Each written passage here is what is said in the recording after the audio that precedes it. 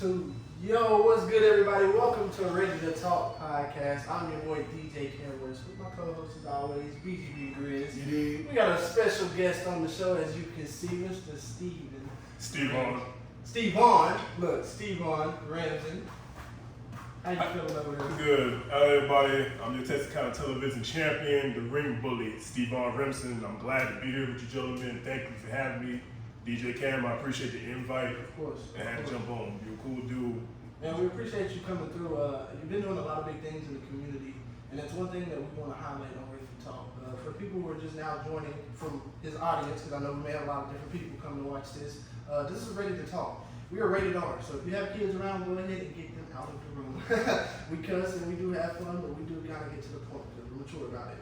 And we do like to bring on people and have different opinions, other than just us two, because it's normally just us two. But not just opinions, but of different cultures. And you being in the wrestling culture is something that is very different to the eye of, let's just say, a normal person. What we do, we don't feel like normal people, as we say. We feel like we're getting to a point in our life where we're becoming a brand. You know what I'm saying? And once you get to that point of being a brand, you kind of look at things differently. And I guess kind of getting to my first question, how hard has it been branding yourself in Texarkana, but also outside of Texarkana, being in such a small promotional wrestling program right now? I don't want to say it wasn't hard, because anybody understand how to do branding and marketing and pushing yourself out is never easy. I was fortunate to come from a background doing different things before I ever started doing pro wrestling, which pro wrestling is my dream, but at one point I never thought I was going to be doing this. And having a degree in business, spending 10 years in the military, then going to do a stand-up comedy, then doing music, and music alone and wrestling kind of translate each other about how to actually put yourself out there, how to get your image across, and that branding, I learned different things. When I first started, I was going by Stonewall Remson, and I always know when it comes to an ideal or brand, it's easier to get behind something that's a little bit more tangible than a name. Because I mean, think about Stevon Remson at the time, people would have called it what they do it. When you hear the name Stonewall, that catches your attention. Right. And it was also pretty funny. I'm from Virginia originally. Stonewall Jackson, who I stole the name from, was a Confederate general from Virginia. So it just rolled off, and that helped me do that. And I used to be like 325 pounds when I first started wrestling, so having a big presence and a name that matches, you see me, you hear Stonewall, it fits. And it's easy to go from there. Right. Then I realized when I had that, I didn't know I had a very good clothesline until Dustin Rose, that's who trained me, when I was at the Rose Wrestling Academy, and I did one, and he like really pointed out I had a very good lariat, strong clothesline from hell like JBL. Yeah. I kind of do mine a little different with how I fall with it, but it's pretty much almost the same thing. And I used to get a pop. For people who don't know, pop is a big cheer. Even when I was a bad guy, I would hit it no matter who it was, I got a reaction. Right. So I started really pushing this thing called Fear the Lariat. Okay.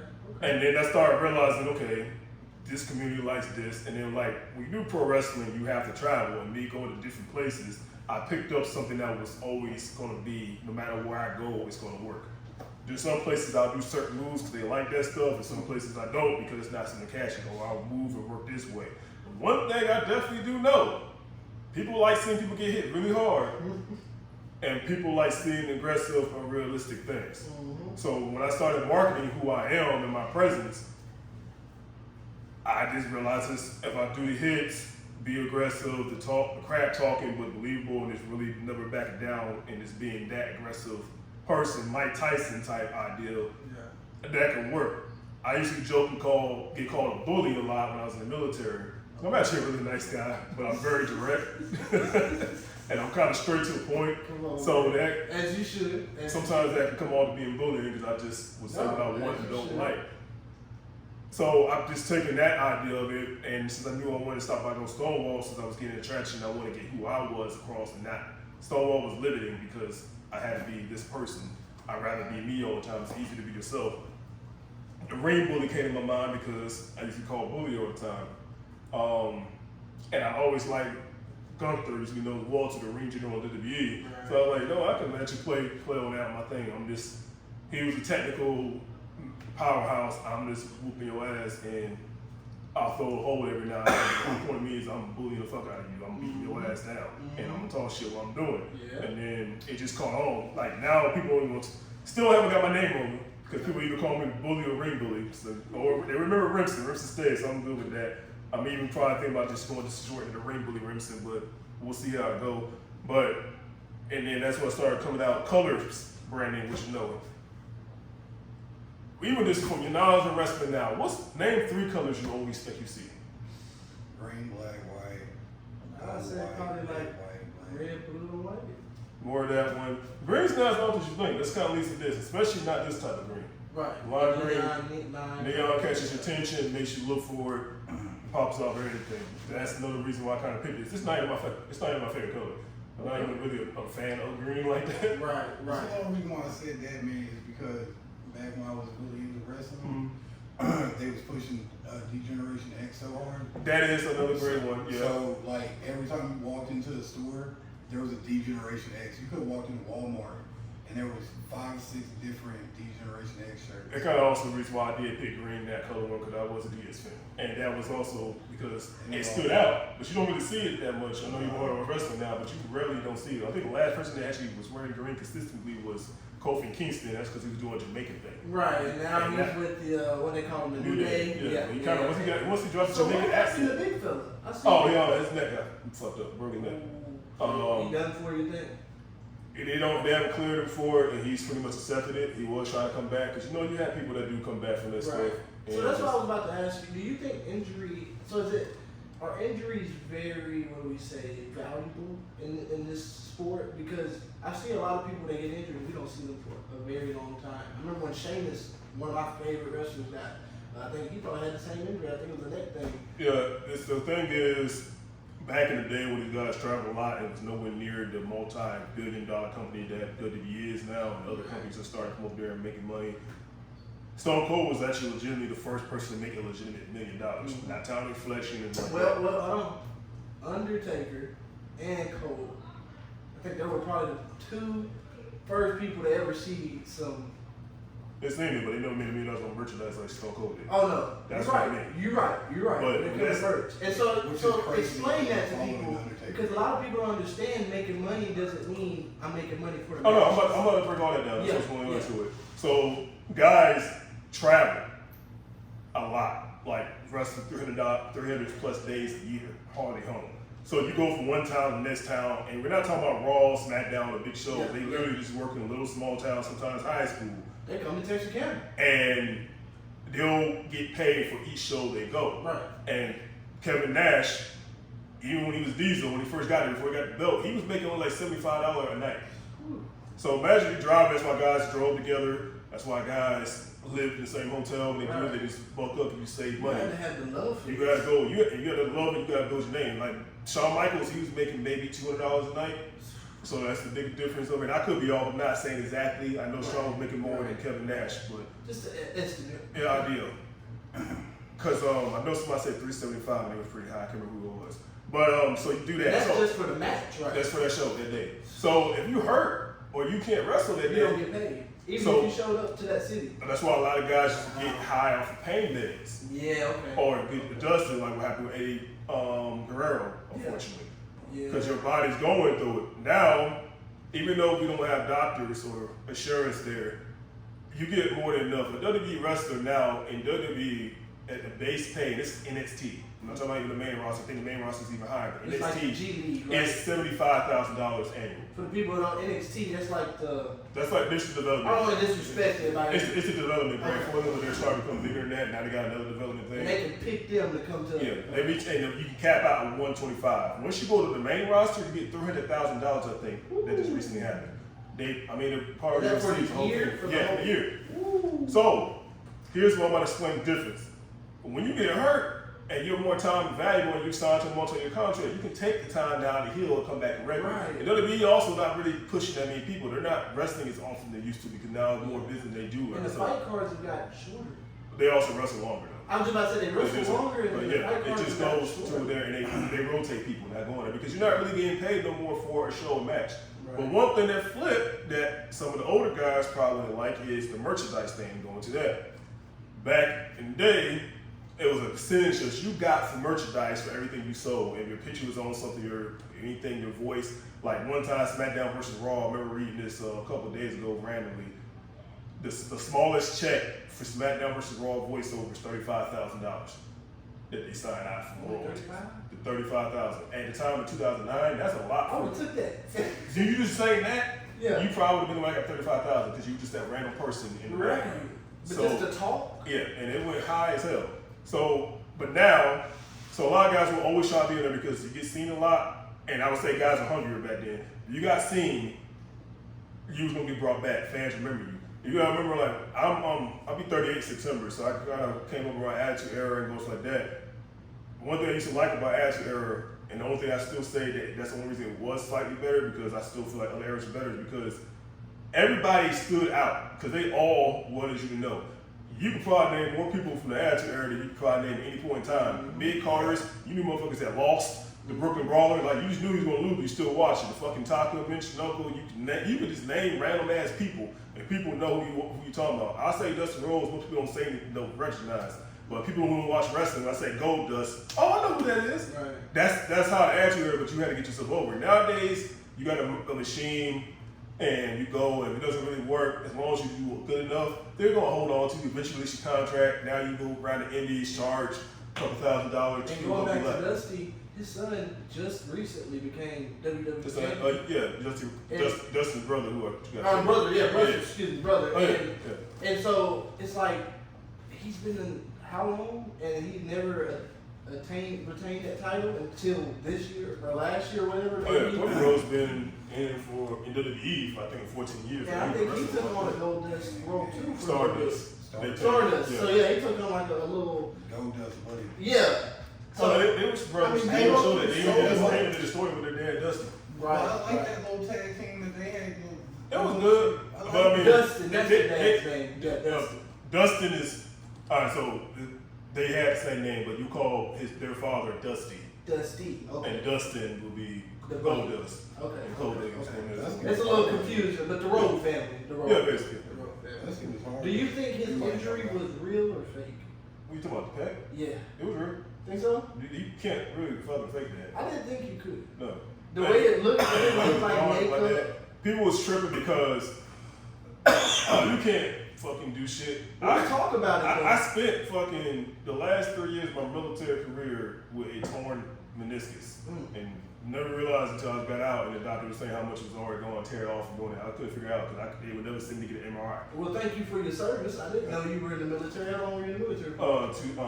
10 years, well, almost 10 years until my injury got me out from 2004 to 2014. So like August 16th, I'm sorry. What did you, what branch? I asked, fuck all that. I asked every nigga this because I respect y'all and I appreciate y'all. What the fuck did you do there though? Was you the nigga in the cafeteria or was you the nigga my job was a cook, but the thing was Marines is the smallest branch. So unlike any other branch, you have to know how to shoot. You still got to do things. Of course. And cooks are expendable. Every Marine's rifleman is the same. With that being said, let's say we all had the same OS, right? That's what we call job. And say I was Marine, Army, Navy. All cooks, right? Shit happens and they need people. Y'all not gonna be called in. Yeah. Like, if that unit who has grunts that needs more motherfuckers, hey, we need somebody, they gonna volunteer cooks because they just gonna think. People always think food's not needed till you're hungry. It's funny how that shit works.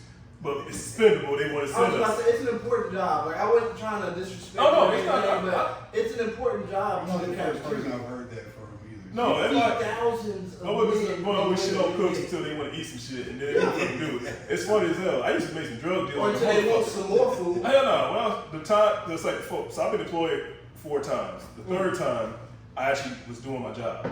The other times, I didn't. Like, leading up to when I first deployed in 05, I went to a Korean village. They attached me to 3 sits, and 3 sits I went to hit. And I got to go on patrols and some convoy stuff, and when they needed people, we got to go, and that's when some shit I seen happen. Second time, I was security. Because of my experience and knew I was qualified on machine guns and everything like that. Oh, you can know how to do this shit?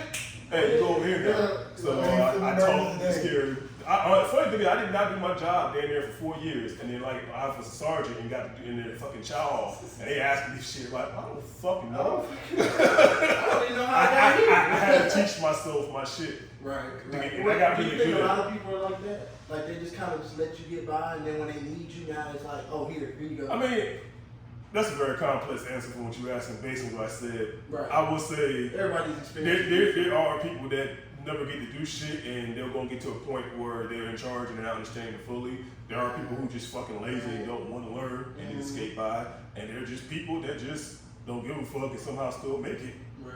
I always feel like this, and it was the same my gunnery sergeant told me when I was still a PST. You gonna have people that's gonna fucking somehow skate by and get far enough, and you gonna have people that fucking work hard and never get seen. But everybody has a time limit. The ones who skate by always seem to be moving fast, but eventually they gonna get fucking stopped. And the ones who work hard and it sucks, you gotta grind. When the minute that shit happens, you gonna go off. And it's funny how that shit works. It's like always saying about fast money ain't always good money type shit. But when I actually finally did my shit, and a few times I was when the first time when I first learned about the drug deals, like I would trade coke. Like the first time when in 05, motherfuckers don't realize the internet was horrible. Yeah. I swear, like I would get on MySpace trying to talk to motherfuckers. It took 30 minutes to fucking raise up to see me say what's up, and not even a picture, just the fucking screen and that shit. So the music would be playing though. What was that? No. What was out there like MySpace and shit like that? Yeah, this is MySpace. Yeah, that's when everybody knew that code. That's when you had your best friends list. Yeah, well, back in States I had my shit. Top 5. That's when you lost friends for real. What you mean I can't be in your top 6? Yeah, I can't be in your top. Real shit, tag. Had the music to introduce your profile and shit like that. But the motherfucker who ran the shit, and that was his job, and he was a grunt. That's the funny fucking thing to do. That's what other like. He was a grunt. He was the one that you expected always going out there. His job, literally, I think he got hurt or something, and he's still deployed, and he was just in charge of the internet center. I found this motherfucker like Coke and M&M's. You know what the fuck we get in the fucking chow hall and just half store to give out motherfucking things? Coke and M&M's. Guess what my shit was when I was there if I wasn't going convoys? Storeroom. I hooked this motherfucker up with at least fucking 10 cases of Coke every like month. Wow. And I had unlimited time. Wow. In that motherfucking place. So I started learning wheeling and dealing. You fucking give something, earn something. Working with supplies, fucking used to get free shit all the time because I hooked them up. When I actually had my job, I was in charge of, I was with 6th Regiment in 2009, we was in Ramadi. I was in charge of 13 places of making sure, sending out food, sending out water. We got it down for handling almost $16.5 billion worth of fucking food, water, certain things, logistics goes under the logistics chief, and then he left, and then I was doing good, my captain liked me, and I learned how to do this shit, so I was putting orders in, doing shit like that. And I started making people who want steaks. I got you. What you got for me? I had a fucking satellite phone, dog. I'm sorry. Let me tell you this. You know what you remind me of? You remind me of Radar off of fucking MASH. That's why I said my grandma because he used to be the dude like, I got you, and he put in that motherfucking call, they get whatever the fuck. I learned a long time ago, you gotta fucking know how to do shit and get shit anywhere you need to be, because if you depend on somebody alone, you ain't gonna be able to go there. But if you can do it and you got a value, that makes you more wanted. Right. Let me tell you a little secret. Cam was almost in the Navy. Cam was on. I had a recruiter. I had everything. I could see that. That's why I went. Hey, What did I say? I just got to see you. Yeah, I almost was into that. So a lot of my family are in the Navy. That's like my whole background of family, my white time. Cause look, obviously. My dad was in the Navy. My uncle and grandfather was Army. Yes, I got. Check this out. They tried to put your boy in the Army. Basically, I was gonna be just. People were gonna be signing out their guns and stuff to me, and I was like, and you lied until it's still dirty and I clean the bullshit. Yeah, I was like, oh no. I told him, I was like, so I had a little in. I was cool with the sergeant and lieutenant and all that already on the staff there. And so they were like, yeah, this is where you're gonna be, but you're not gonna be there for years. Like, you're gonna be there for like 2. I was like, I wanna go fight. Like, I wanna at least be out there. I wanted to be on the tarmac. I wanted to be out there with the airplanes. I wanted to learn how to fly and all that. I didn't know you had to go through all this other schooling, but they take care of it while you're in the Navy. That's the plus. Cam wasn't ready for that. And I feel bad to this day because I know I probably could have did that, and a lot of people understand it's an easy bag. If you can pass the drug test, you can get a good recruit and get in there on time. Honestly, the military is not hard at all. I mean, you got dumbass bullshit people like you got dumbass bullshit people in regular life. Bruh, out of all the branches, I tell people, like, the younger people who come up to me and like, man, I'm thinking about getting into the military. Close your voices. I don't really, in my respectful opinion, I don't ever recommend the Army. No offense, I don't recommend the Marines or the Air Force. I always say Navy. I'll tell fuck Just Air Force. because if you can survive on water, Air Force for real. if you can survive your ass on water, though, you know how long Navy motherfuckers be on water. Yeah, Christmas, been in water too. New Year's, bruh, if you can survive on water, you can survive anything in life.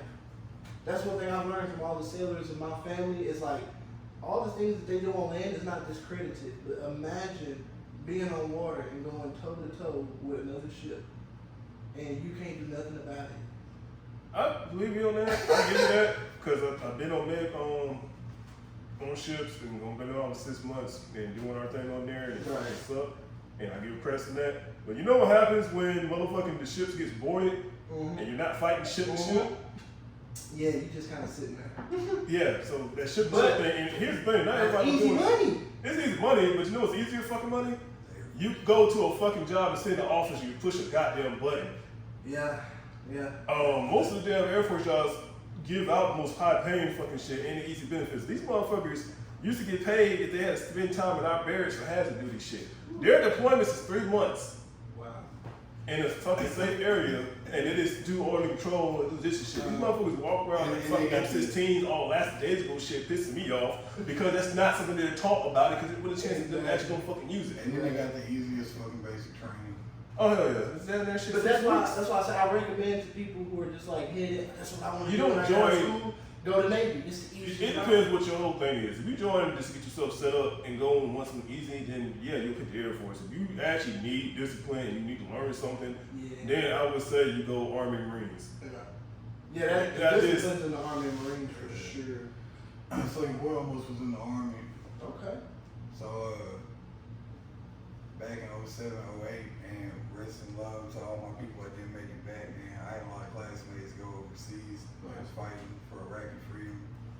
And I had a homeboy, man, that was hitting me up on a daily basis. And he done talked to his sergeant. He done got in contact with the recruiters down here. I went in, did amazing on my test. They was like, bro, if you do this fucking good on when we in, you do the real test, man, we can pay for you to go to college, you know. Well, I didn't make measurement. And I told them that like I was currently an amateur boxer. I was boxing, I was in the gym 8 hours a day, bro, like sweating. And my trainer couldn't get me under 225 to save his ass. And I was on a fucking 1,500 calorie diet, wasn't drinking sodas, I was drinking water, eating salads and all that bullshit. Couldn't, dude, I was running, bro. I was running fucking 4 miles a day, couldn't drop under 220. It's like my frame wouldn't let me drop under 220. Don't know what it was, but my fucking love handles kept me up. Meanwhile, this motherfucker that had was 1 inch taller than me and was bigger than me walked straight through that motherfucking door and got in. Oh no, the height weight chart fucking shit's ridiculous. I hated it so much. I had a fucking, cause I had a first class PFT at the time. I was allowed up to 20. Yeah, it was 20%. 18% is the cutoff, and then if you got 18%, you're on BCP, and then eventually you're fast, quote unquote. I was pretty much 203 pounds on the average, and that was overweight for my height. Which is crazy. I weigh 255 right now, so just imagining how I would look about that way. So yeah, it's weird how that shit was. I'm kind of weird that they, cause when I joined in 04 though, so they really needed motherfuckers. So I know a lot of shit got waived. But I was like 250 when I joined in high school. I'm saying 250 like this now, but like chubbier 250. And I made body fat percentage. They allowed me to go, and I got waived for a couple of things because, like I said, they really like I was flat-footed and had some other issues that I probably should not have been in the military for, but they was pushing. Ain't gonna fuck. If you pulled up to the damn recruiting station smoking weed, they would ask you 1,000 times just until you said no, I don't smoke, and they would send your ass in. They was pushing the fuck out of people 2004. That's when everything started off, kick it off really, 2003. But yeah, that height weight shit be crazy. I remember to this day now what my fucking breakfast, the other diet recruit. Breakfast was a piece of ham and 2 hard-boiled eggs. Lunch was either chicken or fish. I was not allowed anything fried or anything like that. And if I ate a salad, I was not allowed cheese or salad dressing. I learned how to get salad without fucking salad dressing for years. One of them for weird because I for a long time was like I was used to eating that shit, and then still get smoked, IT, everything else like that. I lost a lot. I came home, I was thought I was on crack. Like it was just. I came home weighing. Like I said, I went 250. In your system I went 250, and I came home at 175, and my weight was supposed to be 180. And it's always funny. We had somebody who was underweight. And he was about 145 and he came out at 170. I don't know, cause I do personal training and I got fucking certificates and a lot of shit. The science behind what the fuck happens there just does not make sense of how, cause they'll make him eat extra food, right? But here's the thing, for us, if your guy gets done eating first, you're done eating, cause he's the last one to get his food. Okay. So they normally put like the people who need to gain weight in the line first. Right. But if you fuck up the fucking drill, cause you gotta do this stupid ass right face and say I serve all this fucking shit like to eat, then you get sent back. But you get time. We had this motherfucker named Washington. This motherfucker literally was his fucking passion. He just pissed off people, so he just wanted to get done fast. And like, so some motherfuckers who gain weight, I still don't know how the fuck you gain weight, cause shit I haven't ate that much. The magic of fucking Paris Island was ridiculous. I never weighed 175 again in my life. The last time I weighed 175 besides that, I was like 11. So there's 2 times in my life was 11 and 18. So my boxing trainer boxed for the army. So he was really doing my diet for me and shit like that. And he got pissed off because I started gaining muscle. I wasn't losing, I was just gaining muscle. And he's like, bro, what the fuck? I was all like, he goes, you was 221 last week and now you're 228 and you're solid. Right. He's like, you're supposed to be losing weight. He goes, I'm running the piss out of you. You should be lean by this point. I was like, oh, I don't know, man. I said, I'm just wide. I'm just gonna toss it up to I'm a wide person. Right. And he was like, no, barrel chest people is a real fucking thing. Like, what were you eating? I was eating grilled chicken for lunch with no sides or anything like that. I would eat spinach salad with no dressing, no cheese, with grilled chicken chopped up in it. Like, I think it was like either a half ounce or an ounce of grilled chicken. That's what I would eat at night. And then in the morning time, I really didn't like the hard-boiled egg shit. So I ate ham. And then, what the fuck was that thing called? Spam? No, hell. Man, I love some spam, bro. It was ham and he showed me how to scramble some eggs the right way to where they don't have a lot of calories and I didn't add anything to them. So, What, 8 ways? like, yeah. So, Because it's very high protein, but it also had, but you didn't have any fats at all either, which is kind of can counteract it. How old were you? I was 20, 21. That's about that time frame. People don't realize that between males, between the ages of 17 or about 26, that's usually when your body goes into a process. I can't think of what the hell the right word is, but I know it starts with an A, but your body starts producing a lot of testosterone. You're naturally gonna start picking up muscle. That's why a lot of guys you see was skinny in high school, but then they start looking a little solid randomly. They be like, "What you do?" I'm just moving around. Your body was in a point where you seem like you produced a lot in fucking muscle mass. Now, when you was 228, were you like abs showing 228, or you just a solid 228? No, I was just a solid 228. Like, I had fat on me, but if you punch me in my stomach, You can feel it. So what it sounds like, because you have really no carbs or not enough fat either, you're just eating straight protein, your body wasn't going to necessarily burn, so you're still building because you're the age of it. But because of the fact you had nothing to actually burn, your body's conserving, which is just going to eat some muscle mass and use your fat to fuel it. You're going to keep going further into it. So it's almost kind of like when you look at it, you're kind of on something I'm doing right now where everybody's kind of surprised. I said I put carbs when I need to so I can lose it. But like I'm 255 right now, and some people still think I'm like 280.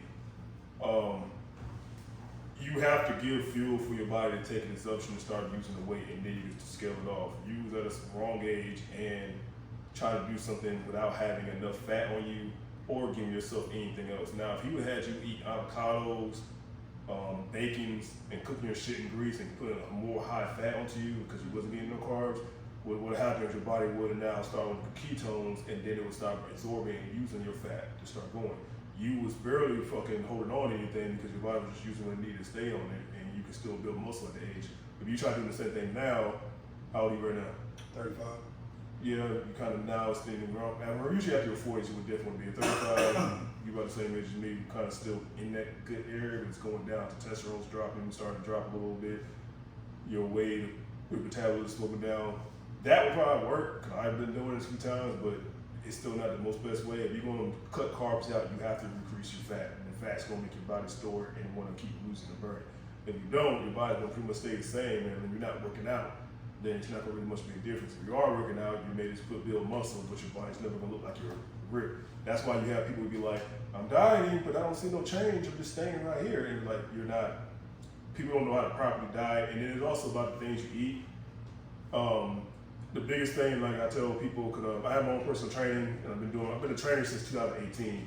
When over my injuries, I started studying about powerlifting and all this other shit because doctors were saying you're never going to walk properly, you're never going to be able to run.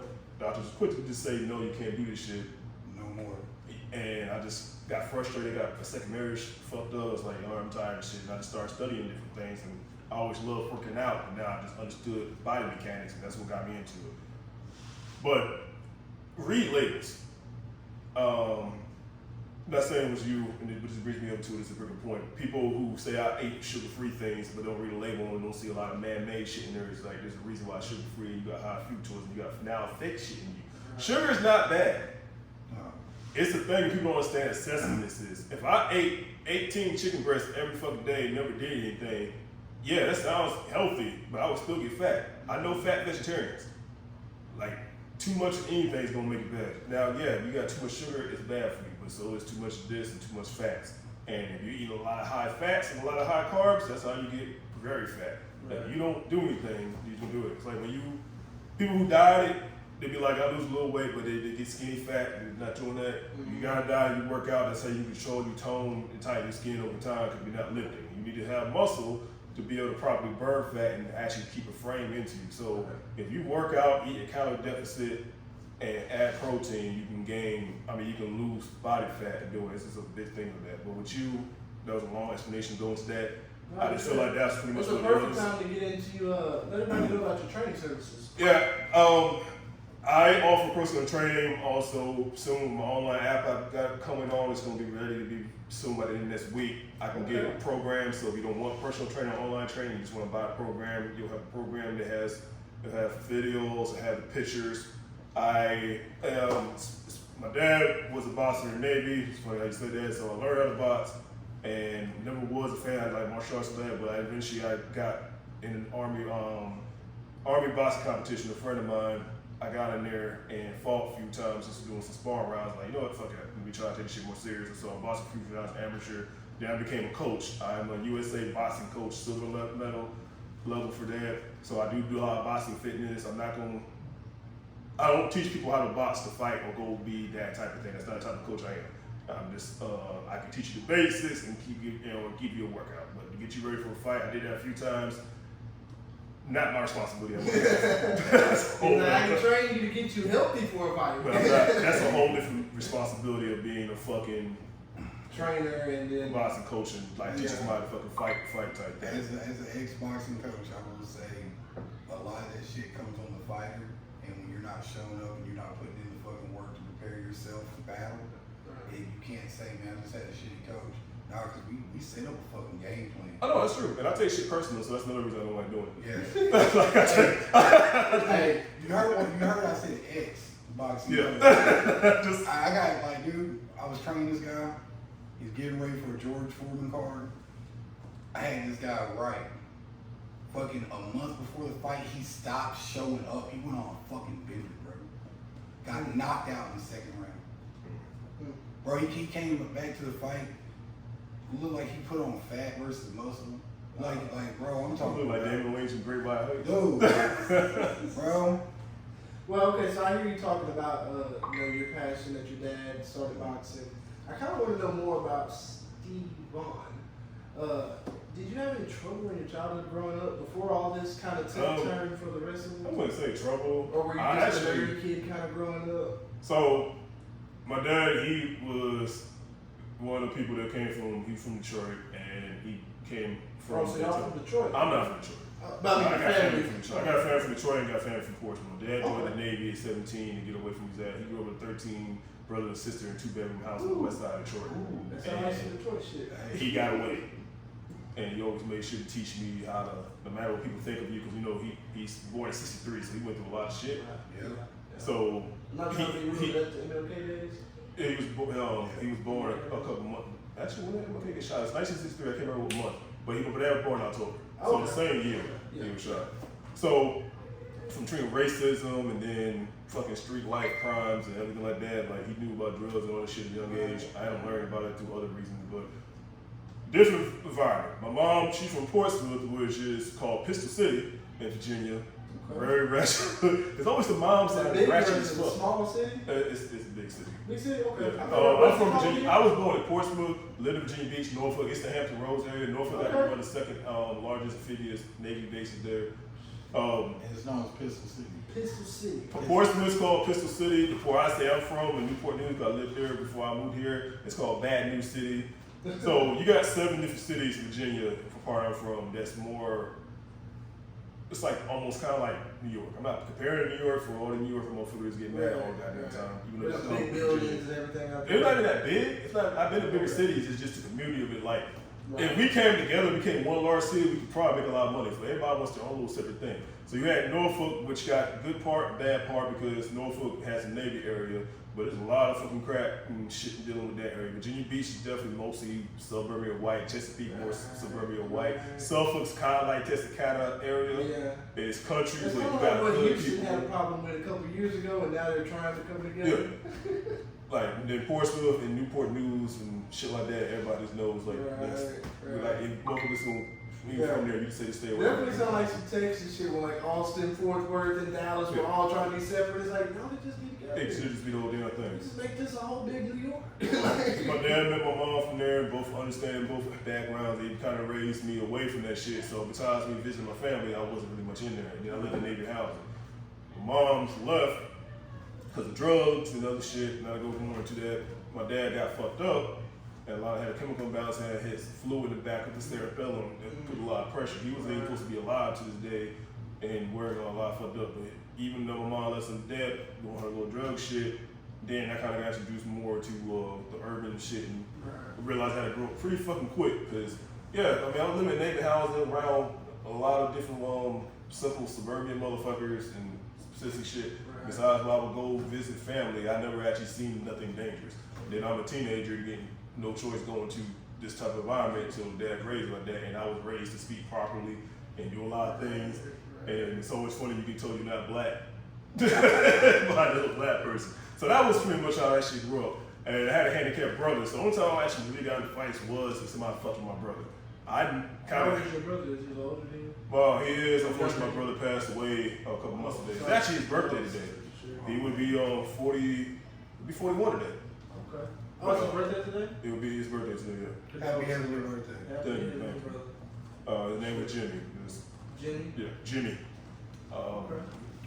He's on my nerves sometimes, but No, that's cool. very loving. He, So that was like the only time you ever was like, oh, I'm about to get in. that's something I would say that continue with me in my life. Like you can piss me off, but I'm not gonna really over retaliate unless you put your hands on me. I gotta defend myself, shit. But I'm more the type of person that I've seen people seen it and be like, why the fuck you trying to bat? I like, especially when you get older as a man, like, why the fuck am I gonna get hurt? I may win, but I'm still gonna fucking get hurt for what? Did I step in your shoe? Like, no, I'm not trying to fight you for that. But you fuck with my family, yeah. Like my second wife, she seen that shit 'cause I was performing one time. This one dude kept pushing him in the club, it's pissing me the fuck off. I did my set, but as soon as I got done, it was just straight on to his ass. Yeah. So I have a switch when I need to go there, and normally when I do get there, yeah, not the best for people. But I don't know, I try not to. I try to keep myself cool. But that's what I learned. Yeah, I'm gonna fuck somebody up doing that, and then getting things. And then when I joined the military, it kind of helped me get out of the shell because I was kind of to myself. Like who I am, the confidence and everything like that, I always had it in me, but it was just, I was fat. I was very athletic, but I was fat. I was artistic because I drew and wrote poems, and I watched anime. And during the time frame when I watched anime, you was not cool for watching anime. You used to make fun. But now, yeah, it's fucking crazy. Yeah. But yeah, so I came from that shit, Then I knew how to fight. Then the military made me more aggressive, made me more cocky, and basically, like I was trying to say while I came in Stonewall, when you see me going out to the public and smiling like that, that's still me. When you see me talking shit to somebody or doing a promo and doing like that, yeah, I'm not actually mad and I'm portraying that shit, but it's not made up. I'm saying the first thing. I used to get, so besides school, that's one damn thing. My cousins used to get on me, but my uncle and my dad used to roast the absolutely fuck out of me to the point that I had to get shit back. And then when you have heard everything under the sun and you no longer give a fuck, you can joke anybody because what the fuck you gonna say to me that it's already now that somebody would say shit I never heard and be like, okay, that's funny as fuck. Like one time my homeboy Richardson, when I was stationed in Japan, dude straight like, I ain't gonna try to fight you. I'm gonna wait till because he knew my knees started first fucking up around that time frame. I'm gonna wait till we gotta walk down this hill to get to our barriers where the child was at. So I'm gonna wait till you fucking going down that hill, that little me sounder, I'm gonna run and hit you right in that goddamn knee, and just keep fucking running. I just start dying. Like, you motherfucker.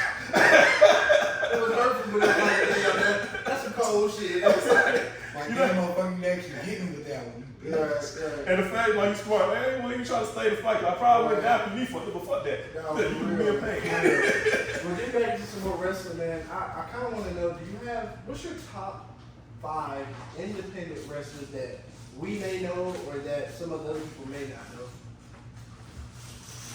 And this is your opinion. This is not like something that. I mean, that's like top 5. There may be some people that be like, oh, the top 5 that is considered top okay, 5. let me put it like this. What are your top 5 that you have worked with? Who are your favorite people to work with right now?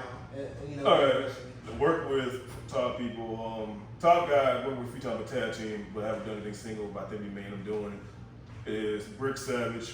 Okay, Brick Savage. This other guy that we work with, we have good chemistry. Damo McLaughlin or Damo. Kilgore Nix, but now he's going by Nick Odom, he's going by his real name. Rob Boris, which you won't see him around here, he's coming around here more. And then recently Anthony Anders, because that was a really fun match I had with him a couple weeks ago. Do you know where some of these guys are located, at their hometowns or anything like that? So Brick and Damo, they work DFW area, but Brick's like me, well, he's more popular and bigger than me. Right. He travels a lot, and goes places and like that. Damo gets around there, but mostly DFW and then West Texas. That's where me and Damo wrestle both in DFW, and then we're going to have something coming up soon in West Texas, and this place called Square Circle Pro. Rob Boris, he's DFW, but he also goes to Arkansas. He comes around here. Nick Odom, Kilgore Nix, he's mostly East Texas, but he's done a few DFW things like that. Right. And Anthony Anders, he's NWA, so he's everywhere basically. Yeah. Okay, well that's cool, man. I just kind of wanted to know because I know as you get up into the career and more into the seasons of it, it really matters who you work with. Now, 100%. this is a rated R audience, this is a true audience. We all know it's quote unquote fake, you know. No, it's not fake. It's But term. let me use a different term. It is quote unquote fake, but the hard bodies hitting the mat, the skin to skin when a guy slaps another guy's chest, that shit ain't fake. Alright, so let me ask you this right there. So every stomp hurt you see, you would say they're fake. Yeah. If I see your other foot going down when you stomp on them, it's fake. And I don't mean to, look, just ready to talk. We're going to talk about it because I knew it was going to happen. I don't mean to say fake as in fake. I obviously know it's connected. I get it. But let's just be real. You're not connected to her. Here's my thing. Y'all are trying to be as safe but as real as everybody possible. loves using the word fake and then try to have a back counter for it to try to say it's not fake, but they want to say it's fake. When mostly everybody does something in their life or a fan of shit that they would defend, even though it's probably faker than what I actually do. I agree. I just think fake is probably not the right word, but y'all are definitely more safe. You can't argue that y'all are a little more safer than wrestling is supposed to be. When it comes to, you're not going in That's there. not necessarily true. I don't know about AEW, because some of the shit they do. Well, let's look at main stages like AEW, WWE. I'm saying, I think more or less when you go in the ring, this is a guy that after this match, he got a family to go to, he's got kids to go home to. Your job is not going in there, let's say like Floyd Mayweather versus Conor McGregor. I'm not going in there to kill this guy. I'm not going there to knock his head off per se. You know what I'm saying? Even though that is the intent that we're trying to give off. and we're trying to do, and I know that y'all have to stay in character. Even when y'all are not in the ring, I still think that it's more safer than wrestling is actually supposed to be. And I may be wrong, because I do see the injuries that come out on top. I'm going to give you 2 examples of things. It's funny how you say about this. Almost any MMA fighter that you ever come across to that has ever involved and done something in wrestling, pro wrestling, will tell you one thing. Their shit's more dangerous than fucking doing MMA. Oh, I believe it. Second one. I'm not going off the top rope and doing no jumping. It's not even just doing that. It's the constant of doing it. I have fought before. Right. I'm going out there one fucking time to do what the hell happens. If I get fucked up, it goes. The match might be over. I've seen people get their arm broken. I don't see, or then you break a fucking knuckle boxing, depending who the hell you are, where you trying to be. It's a 50-50 chance you're just gonna stop the fucking fight. Now, if you fight for the title, you trying to get a contendership, yeah, you're gonna keep fucking up with that fucked up hand. But now your hand's fucked up for the rest of your life. Right. So, yeah, no, it's the type of thing. I dislocated my shoulder one time. There was no stopping the shit by like, oh, well, the match over. I could have, but it's not that fucking thing. When you say about coming there with intent, no, yes, I'm purposely not trying to knock this motherfucker out. Hell, half the time I don't throw punches because it's hard for me to not. I'm still getting better at my punches. I do forearms fast, it's easier that way, and I know to hit, connect when I need to. Unless I do a jab and I can control it 100%. I go there with the attitude of fucking this person up. When you see me trying to fuck this motherfucker up, it's not because I'm holding back and pretending. Like, no, I know what I'm doing, and we're talking about it, but I am literally, when I throw somebody, I'm throwing somebody. Because sometimes they're not fucking there to. No, and that's what I mean. Like, when it comes to the actual pain, and I know those 90% of those mats that y'all are touching are not, let's just say, a hotel king size bed mattress. I get that, and that's why. So you think? Let me just ask this: you think because y'all go on a day-to-day basis most of the time, or every other day? I can see that, Grizz. You know, because when it comes to the UFC, they do train for a long period of time and have one fight. And then they won't have another fight 2 months later. And these guys, they're day in, day out. I can see that. And it goes back to what I was saying about the money issue. You got traveling, you're not making that much. So, no, I'm not necessarily going to fucking punch somebody in the fucking jaw. I have rocked a few people by accident because shit happens. So I don't care what I said about being fake. That's why I said quote unquote fake. Because I'm a diehard, like, I've loved wrestling since I've watched it and was my mom was very secretive of what I watched growing up, but once I was allowed to watch it, I was like, couldn't tell me nothing. I'm gonna put you like this. I can have you hit me in my chest as hard as you possibly could with a forearm, chest, slap whatever you want to do. Depending on it, obviously, if you punch with a knuckle like that, soft tissue, hard like that, I can take it more than you probably take me hitting you 50%. Oh, yeah. Half the time, we are fucking conditioned for our fucking bodies and body hardening. Like, anime don't be exaggerated for a fucking reason when you see pro wrestlers in there because. No, I'm getting fucking hit. Right. Yes, I am telling, I'm letting someone hit me. Yeah. And hell, you know this as well as I do. There's boxers that you can call fake then, because they may be fucking boxing, but they're conditioned to get hit. A boxer getting punched is different from somebody else randomly getting punched. Now imagine you going out there, hey, I'm about to throw this fight for $50,000. Right. Everybody calls it outrage and get mad, but you ever hear the word fake come out? Right. Wrestling was based on legitimate shit. What happened was around the time frame of people want to go there, they get upset. Be like, this is like before the 20s circus times. Hey, we're tired of fucking watching this shit. Like, this might be no entertainment. Then eventually started releasing, okay, let's start having people come here and circuit carnies will have wrestle, go to that town, hey, survive 5 minutes or so, you win $50. Right. They started seeing that shit like, hey, somebody had an idea one time with this bitch wrestler, George Hatchett, want to get somebody over here. Hey, we want y'all do this shit, but you're gonna win. Right. And they started realizing how they started doing, because wrestling used to get a lot of big money, especially in the fucking early 1900s, up to about 1900s, 2010s, all that shit. You would see, same amount of people you see in Madison Square Garden for fucking Floyd Patterson and Sonny Liston